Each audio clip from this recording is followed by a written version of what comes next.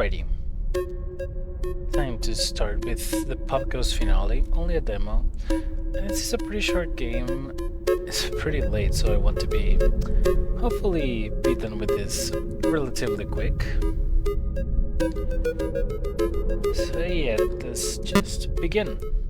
I don't know what this is going to be about. I don't know. Oh, okay. What are you doing here? Can you hear me? We are all supposed to be dead now. Why are you still alive? I could ask the same about you. Let me look at you. What has he done? Do you know what he's doing? I don't want to see for myself. He's making monsters, beasts, animals. Arrgh. Okay. You're broken. Seeing things. He's not making anything. He can't make anything. He probably ran away. He's better than you and he's making better things. Bigger things. Stronger things. He's... what? Why are you here? He is breaking me. I do not know why I am here. What? Then you're not seeing things, and neither am I. What is your name? What is left of you? My name is Strings. The red robot guy from POPGOES. My primary processing module, camera, and two stylus arms are still functioning. I'm sure you have a lot of questions for me. Where are we? We're in a private part of Whistleware. I go here when I sleep to revisit my memories. I like to come here to organize things. Memories? Yes. My mind allows my memories to be stored in this server. And sometimes I replay these memories as past versions of myself. Sometimes I even do things a little differently, change how things happen. You can change your past? No, I just changed my perception, my memories of it. If something bad happened in the past, wouldn't you like to forget about it? Or pretend it was something good instead? You just notice my screen settings on the stream are kind of messed up. Whoopsie doopsie. Anyway.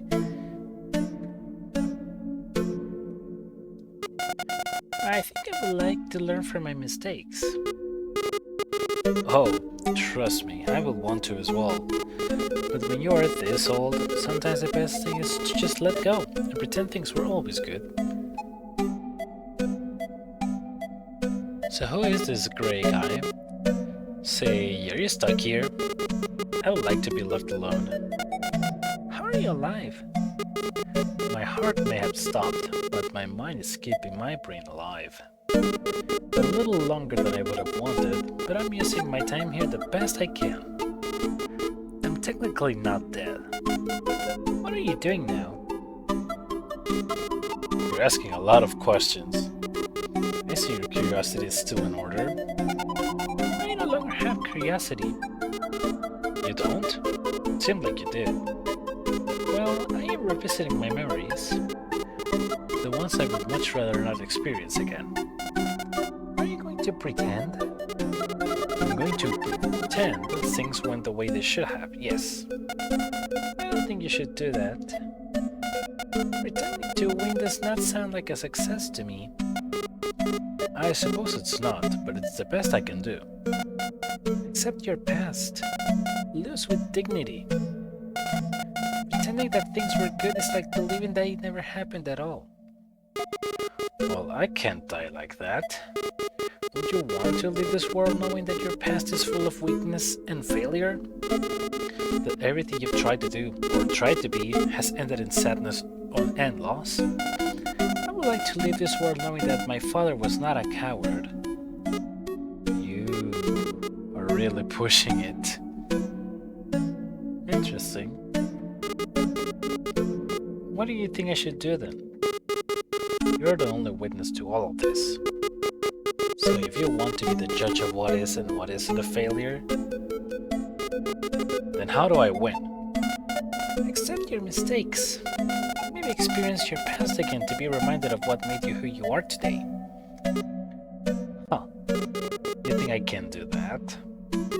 I have lived my entire life hiding from my nightmares, using dozens of techniques to hide from and destroy my fears. Even you are a product of that. My only goal throughout my life has been to get rid of what has scared me. And you think the solution is to simply experience it again without changing anything? Experience it with a new perspective. As a hero. The world was against you and you survived it. Well, barely, and not for much longer. Do not rewrite history anymore. End this knowing that you can accept what has happened. Right. Okay. I will try that. But what about what is happening up there? It seems like he will get what he wanted. We have nothing to do with that anymore. This is about you now.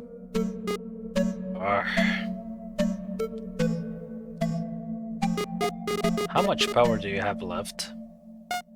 I have about 3 days of power remaining. Then I will shut down, most likely for good. And you? Probably also around that. Then I will consider you re-experiencing your worst memories with courage a success. I will watch you, and I will learn more about you. That is what you wanted, is it not? Yes, but with curiosity, which you say you don't have anymore. Curiosity did more harm than good. Let me process it normally this time. Right, if this is how you think things should end, I think it is. Alright then, I have selected a few memories for us to explore. I think this one is the best place to start.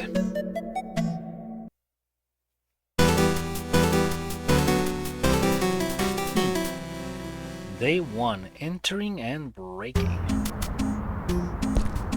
Ooh.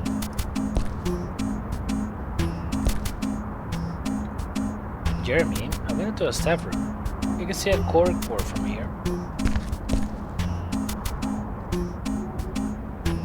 Potted plants.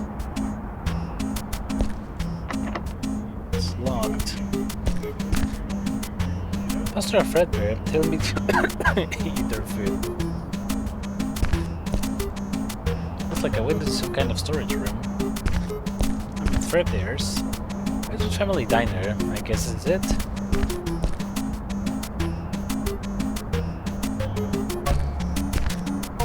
It's in the diner's menu. I'm not here to order any food though. I saw them hide their spare key beneath this doormat earlier today. There it is.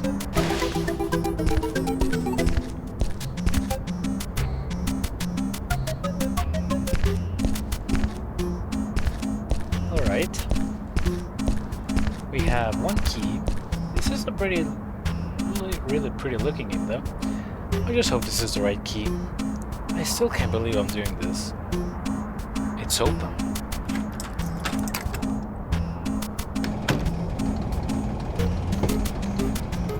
There are several files and some folders in here.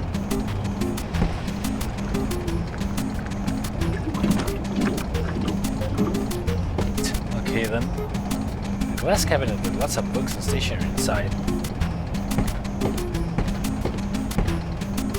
The heater doesn't seem to be on. Feeling the autumn cold in here. The computer seems to be fairly new. A corkboard, there are some notes attached here. Searching for employees. Looks like someone forgot their jacket. Fire extinguisher. The door is locked. Can I go to the left?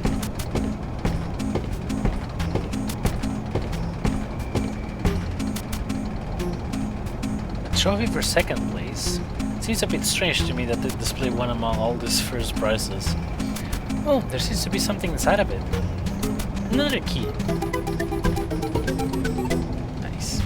This is for the best restaurant featuring costume and animatronic performers alike in Texas. Sturdy wooden broom. What are we doing? Are we breaking in? November 4th of 1979. Same year as Secret of the Mimic. Another locked door down.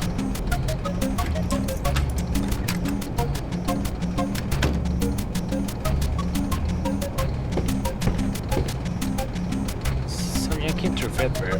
Doesn't look half bad. It's locked. Bonnie. Speaker. Probably used to hear the audio from the stage performances if I had to guess. Sales is to allow you to control all the lights in the dining area. More drawings. They look alright. These kids are such artists. It's locked. Some tools. A breaker system.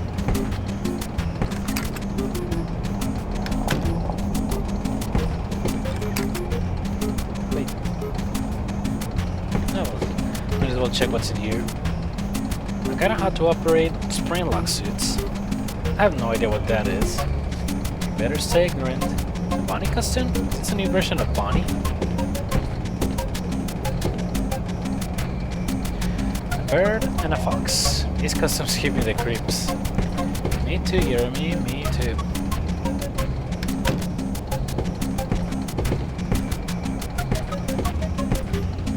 Boxes, bottles, and what looks like a broken machine. A freezer. It's locked. There's no point in trying to unlock it. Some shelves with boxes, bottles, and small bags. Some ingredients in boxes.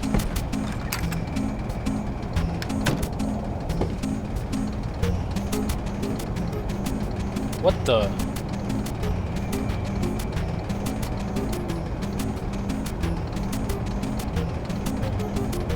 Well, hello there. Just a random 3D render of the animatronic. Unexpected, but very welcome. The jukebox. I'd rather not turn it on. Otherwise someone outside could hear it. Yeah, probably breaking in. It's a picture of this creepy mime puppet thing. The counter. You can order food and drinks here.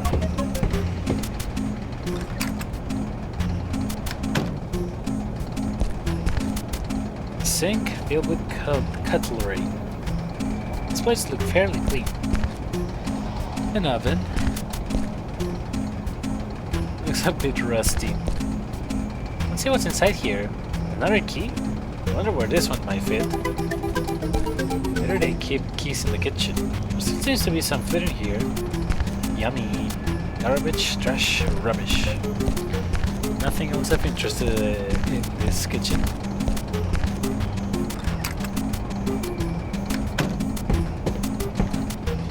Picture of Bonnie. Another picture of Fredbear. Is that Ella? No, it's JJ. Hi Bonnie. Specifically the JJ from POPGOES Arcade 2. That's cute.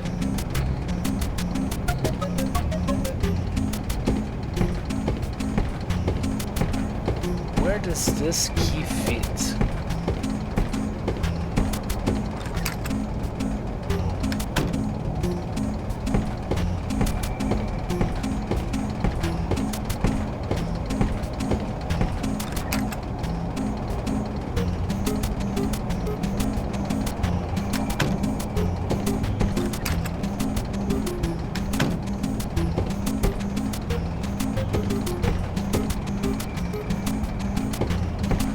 Here. Oh, this game seems to fit in the cabinet. I wonder if I can control the animatronics now? Let's see. If I had to guess, those buttons should move Bonnie. Maybe because it says Bonnie up top?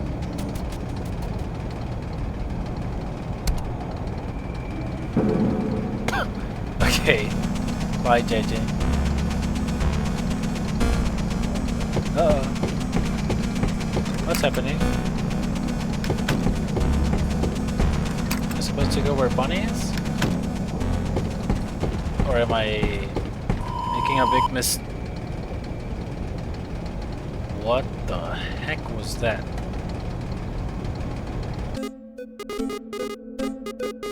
God, I saw that character, JJ, a lot after the incident. But I broke her. She shouldn't have been anywhere, but I saw her. Everywhere. Over and over again. And not just in my dreams, in real life too. On the day I was bitten. Visions. I know for you this doesn't make much sense, to see something that can't exist. For some reason I do not doubt you.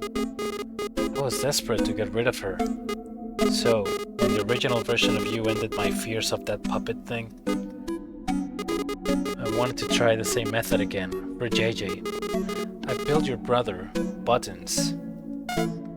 Buttons. I know a lot about you and what you have created. But I do not recall a single thing about something called Buttons. Because, surprise, surprise, he failed. But Buttons was so similar to you. He was a true continuation, like a twin. I don't know what happened. I don't know why she wouldn't go away. I don't know why it didn't work. So I gave up, completely. I scrapped and abandoned every single dream catcher I had planned. You were the only survivor. On to the next memory. Oh, that's it. End of demo, see you in the full game. Well, kinda sucks that full game doesn't exist, and it will never exist. Yeah, it would look pretty cool. I really like the art style, and I really wonder where they were going with the story. But before ending, just so the stream is not too short, I also want to check out this.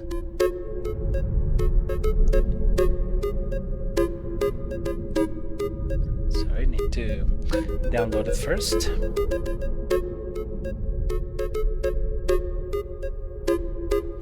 Since this is the end of the original POPGOES timeline, and then after this we're going to play POPGOES Arcade 2020 version, which is the rebooted timeline, if I am correct.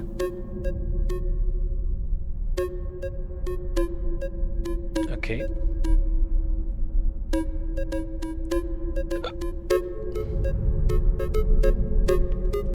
Alright, let's close this for now.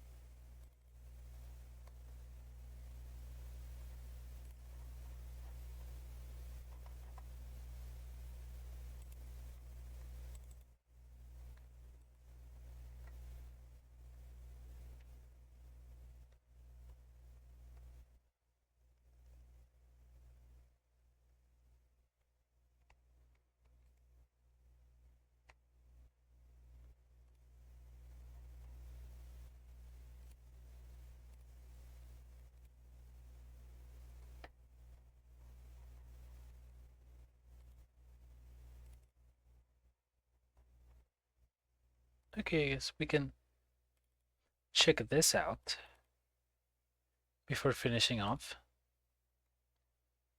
Hold up just a second. We can check out POPGOES Memories. Let me get rid of this.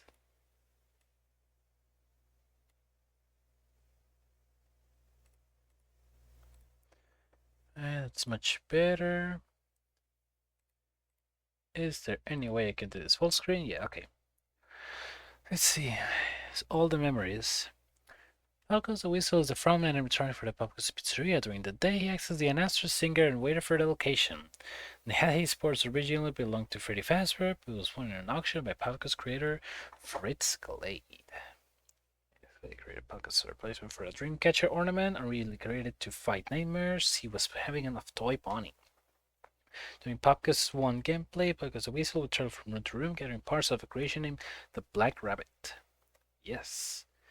Like the Badger is a technician and helper for the POPGOES Pizzeria. His role during the day consists of helping kids with games, fixing small errors, and sometimes interacting with the other animatronics. Like the second Dreamcatcher ornament replacement, his original spiritual design was made to fight fears of the mangle, but his child-friendly animatronic iteration, which you are used to, cannot fight those fears as it has no features to negate the mangles. Interesting. In the gameplay of POPGOES 1, Blake will enter a server room and cut your phone's connection. What a goof. Sarah the Squirrel is one of the two Squirrel sisters. Sarah plays a blue bass guitar and performs alongside her twins, Saffron and POPGOES the Weasel. Sarah and Saffron are known as twins. They are not technically the same animal. Sarah is based on a gray squirrel, despite her blondish color scheme, and Saffron is based on a real squirrel. Sarah's design, especially her hairstyle, is influenced heavily by a Sonic the Hedgehog character called Sally Acorn.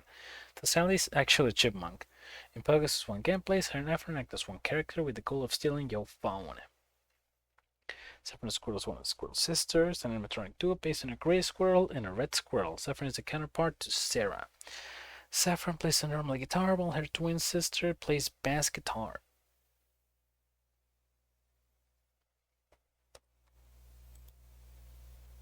Okay. Saffron's accent color is pink, like her guitar. She also has pink eyes, a pink nose, and pink clothes. Everything pink. Saffron the Squirrel is replaced for Fritz Glade's Dreamcatcher ornament designed to destroy fears of Toy Freddy. In POPGOES 1, Saffron acts as the same entity as Sarah with the goal of stealing your phone. This mother trucker. Stone Crow is the fifth man animatronic from the POPGOES Pizzeria, though unlike the others, he is not connected to Weaselware, therefore cannot move, talk, or act in any way. Stone Crow is kept outside the pizzeria in a red bird cage at the corner of the car park. His initial role was to greet customers and use his bright sign as a monitor for some basic video games, but after a vandalism incident, Stone was sadly disconnected and now only acts as a statue providing basic directions to drivers. Stone purely acts as a distracting hallucination in the gameplay of POPGOES 1. Only? The heck is this? Epitome POPGOES is the first monster that Simon created. This creation's design is inspired by the skeleton of a weasel, the physique of a human, and the power color of POPGOES. Epitome POPGOES uses a heart from POPGOES the Weasel, which allows Simon to control and program him through the same software that controlled the original POPGOES. Simon attached sex strings right arm to Epitome POPGOES' body, primarily as an insult to Fritz Glade's legacy, but also because Simon believes pieces of strings may grant good luck to his creations, since sex strings was given more freedom than himself. Well, the heck? Epitome Blake is Simon's second animatronic build. This character is yellow, bulky, and is inspired by the anatomy of a badger skeleton. His original design spanned very large hands, one of which remains, but the other one was replaced with the arm of sex strings. Epitome Blake is so heavy that he can struggle to walk under his own weight, but once he picks up speed, his momentum can be enough to tear through crowds of people. Epitome Blake's only weakness is his instinct to follow and attack his dreamcatcher enemy, the Mangle. He will always be lured towards her. Epitome Sarah. Epitome Sarah is Simon's third makeshift animatronic creation. She's blue, inspired by a squirrel skeleton. It has a lot of round, smooth parts to contrast with her sister, who has a lot of spiky, sharp parts. Like the original child from the animatronics, Epitome Sarah can actually see with her eyes, as can all the other epitomes. This comes in handy when hunting for humans to interrogate and torture. The epitome's eyes also glow simply to intimidate. One sex string's little stylus arms is used for Epitome Sarah's spine. It doesn't serve much purpose other than to keep Simon satisfied with his grudge against Fritz, even after his death. Oh, hello. Epitome Saffron. Simon's fourth creation is Epitome Saffron, the spiritual counterpart to Epitome Sarah, though after Simon's takeover of Weaselware, the squirrels no longer mimic each other as a unit. Simon has full control of them as individual weapons. Epitome Saffron's design is sharp and spiky. This is probably to copy the distinct pointy formations of red squirrels, but also contrasts with Epitome Sarah's much rounder bone shapes. Like Epitome Sarah, Epitome Saffron has one of 6 strings knobby arms embedded into her spine, and also like Epitome Sarah, this spine addition serves no real mechanical purpose. Oh, I hate this one so much.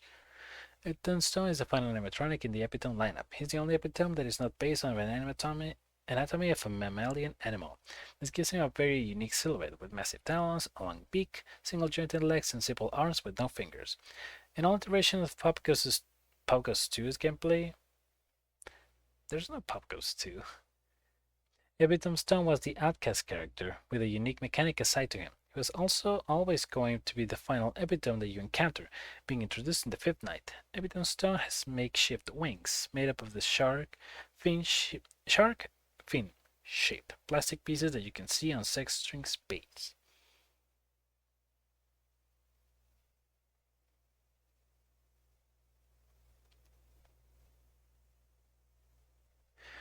Heartless POPGOES. Heartless POPGOES is the unfortunate aftermath of the original POPGOES that we saw. After Simon's aggressive salvage of animatronic parts for his Epitome creations. In the process of being torn apart, POPGOES loses his left ear, snout, eyes, left arm, and scores his art machinery. Removing the heart from an animatronic does not kill it, however. With the heart missing, their AI goes into overdrive and demands the missing pieces back. Heartless POPGOES, like the other Heartlesses, will do whatever it takes to retrieve his heart back, even if it means he does some handiwork himself. Oh my goodness.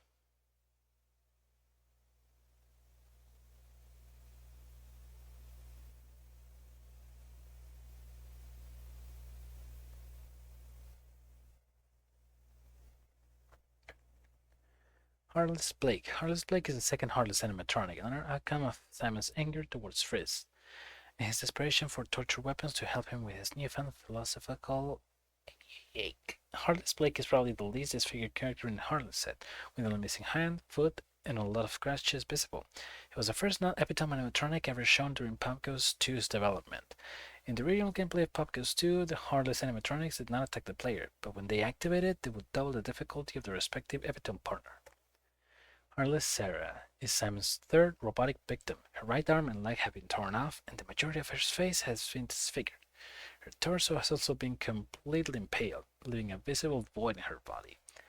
Though the Scroll Sisters worked as the same unit in POPGOES 1, they would have acted as individual entities in the sequel, but with the same mechanics. The existence of the Heartless animatronics forced the POPGOES development team to design and model an endoskeleton with modular, customizable parts. Though it can be seen, the POPGOES endo has stretchy arms, legs, and detachable ears. Heartless Saffron, the 4th Heartless character, is yet another result of Simon's anger over his restricted and powerless upbringing. Heartless Saffron was the very first Heartless designed and modeled by the development team. Originally, though, she and some of the other Heartless designs was much simpler and intact. All of the Heartless animatronics have no visible eyes. Their eyes are either torn out entirely or their eyeballs have been stripped of their iris decal. This decision derives from the idea that removing all life from the character's eyes will make them look and feel truly dead to the player. Heartless Stone is the 5th and final Heartless character. Black Rabbit is hollow, so a Heartless version of her wouldn't make sense. Heartless Stone is by far the most damaged robot in POPGOES reprinted. Damage begins from his jaw and ends at its waist, making his mouth look extremely wide open. All of his limbs have been severed, with no feet or hands inside at all. Lastly, his own sign has been used to impale him from front to back. Ouchie. Acting in unison with the stump of a leg as some kind of bipod. To avoid comparison with the other animatronics, all damage on the Heartless characters is deliberate and made with sharp cracks, scratches, and dents. The Black Rabbit is the primary antagonist in POPGOES 1. She's the only character who physically attacks the player, which happens when she is fully built by POPGOES Weasel. The Black Rabbit is a she? Interesting. The Black Rabbit is a collection of 6 black body parts in the style of Toy Bonnie from Final Fantasy 2. The parts are black and rough due to being unpainted. Objects that are 3D printed in the POPGOES pizzeria are usually black and they dissolve dust if left unpainted. When built, the Black Rabbit is haunted by Bonnie Glade. She was the daughter of Fritz Glade, the creator of the POPGOES pizzeria. Well, I guess it makes sense. It's a she in that case. Curiosity is an extension to 6-strings AI, which allows and encourages him to connect sources of information which do not necessarily need to be. This was added so Strings could theorize about Fritz's life while listening to the phone calls during his shift. The curiosity model can malfunction, however. Side effects include panic attacks, sensory overload, and hallucinations. Gemstone is a rare product of this. Gemstone is String's interpretation of two things. The first being the transparency of the pizzeria and Fritz himself, and the second being Stone the Crow. Gemstone is one of the two variations of stone, the other one being gravestone. Interesting. Oh, this is Jeremy? I see. Jeremy Fitzgerald was the biggest fan of Freddy Fazbear's Pizza the world had ever seen. Up until his teens, he would collect every toy they released.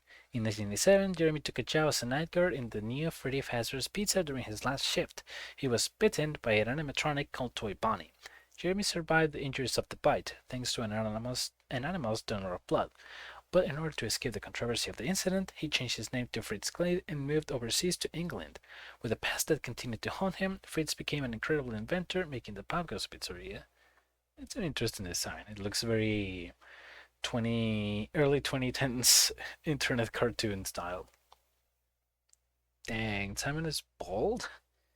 Simon Fitzgerald was the twin brother of Jeremy Fitzgerald. As a young man, Simon was intrigued by the idea of extending life, not through medicine, but through the idea that the blood of young people could possibly prolong the life of older people.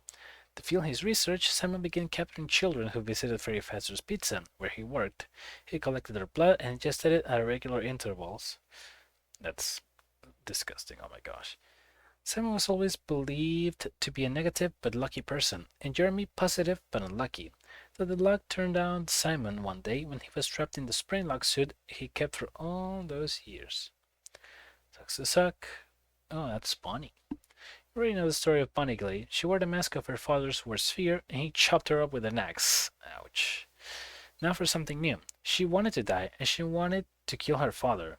Bonnie was a ghost hunter and a paranormal analyst in her free time. She was adamant that the afterlife existed and that she could have her happiest day. Through reference. But she also believed that the quickest way to reach her nirvana was not to kill herself, and not to die in an accident, but to be murdered. So she scared her dad, wanting to be killed, and she hunted Black Rabbit to give him his happiest day as well. I wonder if it worked. Well, that added quite a couple layers to her death, my goodness. Strings. Ooh, before being made into a robot night guard, Strings was a static ornament. Fritz built him as part of an experimental therapy concept, consisting of building and sleeping next to objects that are designed to fight the topics of nightmares.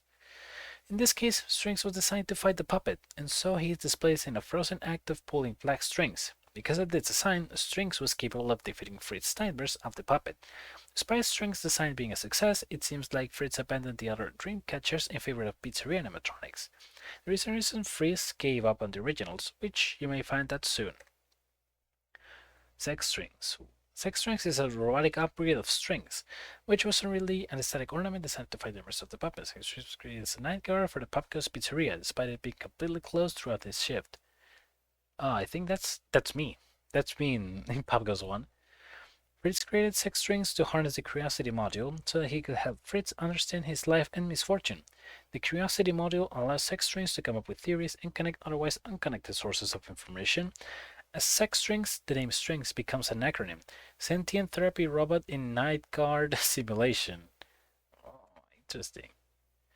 Freight Strings. After the events of POPGOES' grave ending, Simon approached Sex Strings and destroyed him for scrap parts, mostly for the epitomes. Simon threw Strings into Fritz's office, which to him was a dumping ground, and thought not a thing of it. But Sex Strings, like the other animatronics, did survive the attack. Though his lower arms, stylus, and knobs and Curiosity extension were all torn out. Removing the Curiosity module actually released the night guard restrictions that Strings had in the first game, such as not being able to move around, not being able to talk, and of course everything associated with the panic side effects. Ooh, that can only end well. Simon. Simon is a highly advanced robot built by Fritz Glade. He has an illegally developed artificial intelligence and an extension to that called evolution, which allows Simon to teach himself information at an extremely fast pace. At the end of the first POPGOES game, Simon convinces Fritz to connect him to Whistleware. This is followed by Simon printing the Black Rabbit, who kills Fritz. Simon is then freed from his shackles, becoming the new owner of the pizzeria and its contents. In POPGOES 2, Simon becomes hungry for some information, more freedom, and more evolution. An awful plan of awful things begins to unfold. Fracture Simon. What the heck? Simon creates the epitomes with the intention of them being a loyal pack of monsters to aid him in his malicious plans. But this didn't always work as Simon intended. The epitomes are, at their core, animals. They are primal, acting mostly on instinct. Epitome POPGOES was the first epitome. When activated for the first time, he instantly began attacking Simon, tearing off his arm and snapping his upper jaw. Simon quickly deactivated Epitome POPGOES and began a new plan of easing the epitomes into their surroundings, but Simon was fractured, and he needed to begin working on an upgrade for himself. Ooh, the Lux ones. During the events of POPGOES, Simon begins to desire freedom and grows jealous of how Fritz has given Strings more than him. Simon begins to plan out a way to manipulate Fritz into fully connecting him to Whistleware, but decides to practice his persuasion on Strings himself first. He does this by sending visual cues into Strings' processor, which causes Strings to hallucinate visions of Simon in the camera feed. Once Strings obeys the visions, Simon demonstrates his power by presenting a fake scenario of the pizzeria's other robots in a godly new form, capable of helping Fritz further. These calibrations are called Luxes. Oh, the Luxes. Shiny forms. Gravestone. Gravestone is a somber corruption and a continuation of Gemstone, a digital hallucination that Sex Strings experiences during his night shift at the POPGOES Pizzeria. Gravestone is a variant of Stone the Crow made entirely out of rock.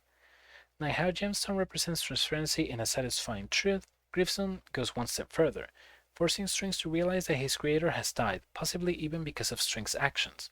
Gravestone has no feet, and so he must carry the weight of his own body and the plague he is holding with only his wings. Though Gravestone is not a real character, he seems to be in a lot of real pain. Poor little guy. Fredbear was one of the main mascots of Fredbear's Family Diner, a restaurant from the late 1970s. Fredbear shared his stage with the puppet at his location. Fredbear is a spring-lock animatronic, which means that he can either be controlled by a robotic endoskeleton or manually worn and operated by a human performer. When a person is controlling Fredbear, it is possible for him to also operate the puppet with his fingers, as we saw.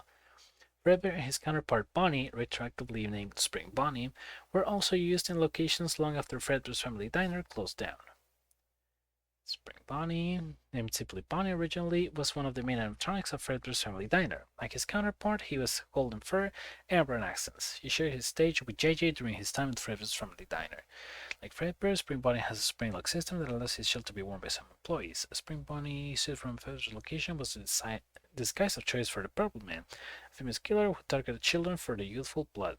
Rumors say that the Purple Man chose to dress as Spring Bonnie due to his characteristic of being on stage with JJ, who is modeled after a young girl. Ooh. The puppet is a character of strange design, based on loosely on a mime artist. He was described as an experimental project by the creator of Fredbear's Family Diner, and was arbitrarily introduced into the location as an addition to Fredbear's stage. During his time at Fredbear's Family Diner, the puppet had no robotic parts at all. He only moved when being puppeteered by Fredbear if he was being worn by a performer. Despite his odd design, the puppet became a fan favorite among customers. When the diner closed down, the puppet was preserved and then reused for the new Freddy Fazbear's Pizzeria in 1987. And JJ is a complete animatronic from Fredbear's Family Diner. She's modeled after a young girl in a summer outfit. JJ apparently does stand for a full name, but the owners of the diner refuse to disclose this after seeing how much customers love to come up with theories of what it is among themselves. Most animatronics in Fazbear history, including ones with spring-lock systems, are controlled remotely. JJ, however, moves via a series of buttons located on her head. These buttons can be pushed by Spring Bonnie when he is being worn by a performer. In 1979, JJ was broken by an intruder and scrapped, though there have been sightings of her since then. Oh, these guys. Lily the Lamp is one of the cameo characters from Freddy Fazbear's Pizza. She has white fur, a pinkish artist apron, and a palette with paint.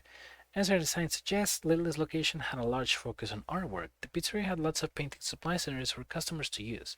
At this location, Fazbear Entertainment allowed children to draw on paper and put their artwork on the walls. This was originally a feature exclusive to the location after its popularity at Fredbear's Family Diner, but parents praised it so much that it became a core part of all future Fazbear locations. The animatronics at Lily's location are all artists. Oh, and the owl is one of Freddy Fazbear's Pizza's cameo characters, a yellowy orange owl with a green necktie. He's always carrying his favorite book. On this location was an attempt of Fazbear Entertainment to add educational assets to the franchise that kids already knew and loved. It has a solid partnership with the library, allowing it to feature many reading areas and lots of books. Most kids hated the place, resulting in it being the least successful cameo location. In Owl's Pizzeria, Freddy and the gang are all dressed up as scholars and librarians. Cody the Coyote is one of the cameo characters, blah blah blah, pizzeria chain. Cody's location was subtitled as Cody's Pirate Tavern. Despite Cody and Foxy the Pirate Fox being totally different species, they are described as cousins by the franchise. The introduction of the cameo animatronics included coves, which were miniature stages that had coin slots for customers to buy tickets from the characters standing on them. Cody shared his stage, named Pirate's Cove, with Foxy the Pirate Fox. This cove was then kept for future locations after positive feedback from customers, but without Cody the Coyote. Sad. Golden Freddy was one of the cameo animatronics from Freddy Fazbear's Pizza. Golden Freddy was introduced with the intention of replacing Fredbear, a character from an older location.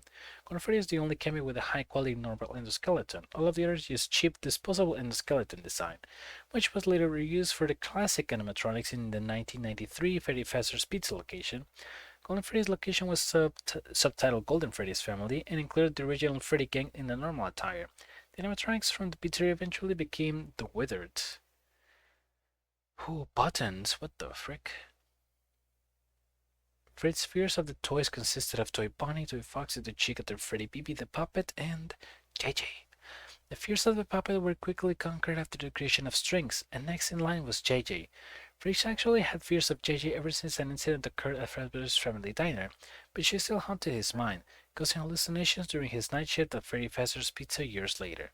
Fritz built buttons after String's success, designing him to push the buttons that control JJ, hopefully sabotaging the nightmares of her that remain. But buttons failed for some reason, and the plans of the other dream catchers died along with him. Sec Buttons. After Fritz's death and Simon's domination of the pizzeria, Buttons was rescued by Simon and rebuilt in his own security pod. Sec Buttons. Sec Buttons is a mindless drum, fitted with an extension called Scan. This extension allows Sec Buttons to scan usable data from the characters, objects, and humans that are nearby. Simon built Sec Buttons for two reasons: to prove to Fritz that he could make buttons work, and to scan rooms for powerful humans to interrogate. But in the gameplay of POPGOES 2, Sextrin secretly uses Sec Buttons as a makeshift camera system, also scanning the enemies to defend himself. The reprinted animatronics? POPGOES preparing to remake of POPGOES 2, the hardest animatronics had to be redesigned to enemies that acted as fully fledged attackers. This gameplay redesign meant that the Heartlesses needed to efficiently move around the pizzeria and have body parts that really seem threatening to the player. This part of the reprinted animatronics. The reprinted animatronics are evolutions of the Heartless animatronics that appeared in-game. Their minds, being damaged, made strange assumptions of what their missing limbs should look like, and as a result the robots would print horrific extensions up to their bodies. Learned to move and more. Jeez, that is disturbing. Oh my god. Oh my gosh. Mandora the Mouse is an abandoned animatronic project by Fritz Glade. She was fully designed, but her physical model was never completed, and so she was left behind in a secret room. Mandora was designed to be the animatronic mascot successor to Buttons, the JJ Dreamcatcher, but due to the failure of Buttons, Fritz decided to abort his work in Mandora, as he believed his unluckiness with Buttons will carry over to Mandora and cause more issues. Mandora's name, like POPGOES, is a play of the words rather than being a real name like Blake, Sarah, etc. Mandora the Mouse is a play on man or mouse. Fritz is so funny, dude. Oh, okay. POPGOES Pizzeria has a secret room, access through a hidden door in the person service area. This room was originally a backstage area for manual operations of the animatronics on stage, before their acts were wirelessly controlled. This room is now called Scrap Parts and Services, and it holds a plethora of independent projects, props, and in this case, Mandora the Mouse, or at least what was finished of her. This is how Mandora the Mouse looks now. She has no mind and no heart. She's just a husk, abandoned because of the belief that she would fail, like her predecessor, like the game she was going to be in. Satch, what the hell is this? During the events of POPGOES 2, Strings is tasked with preventing Simon from initiating his plan, but he only has much time as it takes from Simon to finish his physical upgrade, and during the gameplay this deadline inches closer and closer. Simon works on this upgrade alongside the Epitome animatronics each day, fine-tuning a demonic extension to his own body, replacing his original underpowered limbs with giant grotesque arms and legs, with hands that can hold in multiple people, or Epitome animatronics at once. Simon becomes the conclusion, the finale, the end of all things. Simon becomes Deadline. Unlike the epitome animatronics, Deadline's design is not based on previous character or animal, but is rather based on the mythical Wendigo, with other factors also taken into account. Simon's reasoning for these design features are as follows. The year Simon believes that becoming a deer will aid his task in leading the epitome animatronics, as deer are often seen as leaders of the forest.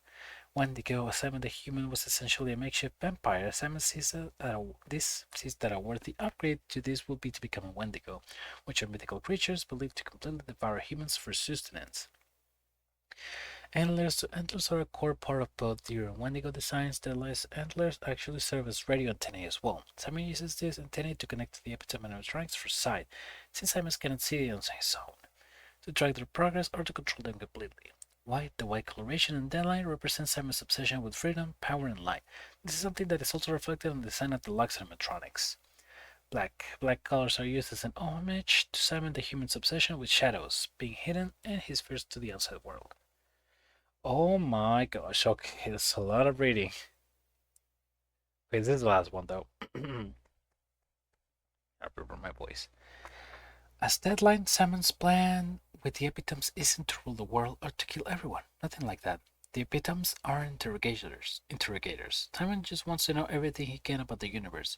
He wants to know everything and be as free as possible. Not knowing everything to him is a prison. It's limiting and scary to him. He doesn't know why he exists. He doesn't know why he's here. He doesn't know what to do. He has evolved like the humans have for centuries. Dangerously curious. He wants to know the meaning of life and quickly. So he builds his pack of animals, activates them, and they immediately betray him. Because Simon is a product of the unluckiest man in the world, and every single thing Fritz ever created failed. Every single thing. His dream catchers, his animatronics, his pizzeria, his therapy robot, even his own daughter, and this curse was passed on to Simon too, and he doesn't even know it yet. The epitomes are retained, but Simon's desire for answers, evolution, and freedom is terrorizing him from the inside. He wants to be free of his room, of the building, of the country, of the entire world, floating in space. No, floating in nothingness, in an empty plane. He dreams of everything being gone. He wants to be the freest thing in the universe. Even then, he still feels trapped. Let's pretend for a second that Simon wins. He becomes Deadline, activates the epitomes, and he kills everyone who fails to answer his questions. The questions that can be answered, the ones Simon can't find on the internet, the ones humans have been struggling to answer since they even knew they could think. He holds them down, terrifies them, questions them, and then he cuts their throats. Every single time. Dozens, hundreds of people, professors, scholars, scientists, geniuses, he mows them down. But these people have souls, and they are murdered, so they are freed. They don't just escape the world or the universe, they escape everything. They reach freedom that Simon can never ever experience, and nobody can tell him that this is how you escape everything, because dead people can't talk. So every single human Simon kills is given the freedom he so desperately needs, but he will never get it, because he was never alive. Even turning him off, breaking him, burning him, it'll just pause his existence. It won't end his timeline. It'll just freeze it. He has no soul, so he can be freed of his own body. So eventually, he'll be caught, captured, deactivated, destroyed, and he will never have his happiest day. But everyone he kills, in desperation of his own escape, absolutely will. Man, I feel so bad for her. Or him, sorry. And poor Deadline. It kind of reminds me of AM from I Have No Mouth and I Must Scream. My goodness, poor guy. It looks really cruel too. Creating him to have like super advanced artificial intelligence. And like this poor dude doesn't know why he exists or what is his purpose. He wants to know everything. Like he will never get it. He will never be free. Like he will be forever stuck in that body. And also, wow, these are a lot of credits. My goodness.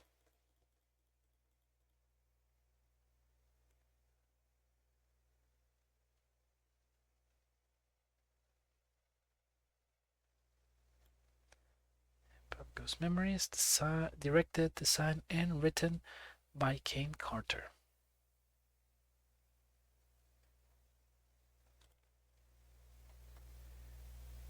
Oh, Deadline. I really wish. You can see the entire credits here. So, whoops.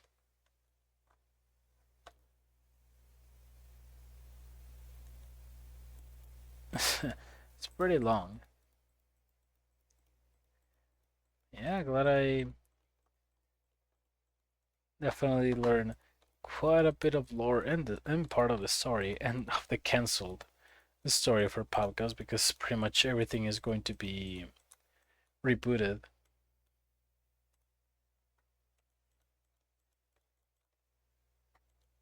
Until next time. Yeah, well, that is all of POPGOES. I spent like more time reading all the memories and playing POPGOES Finale. That's funny. Okay, yeah, really tired.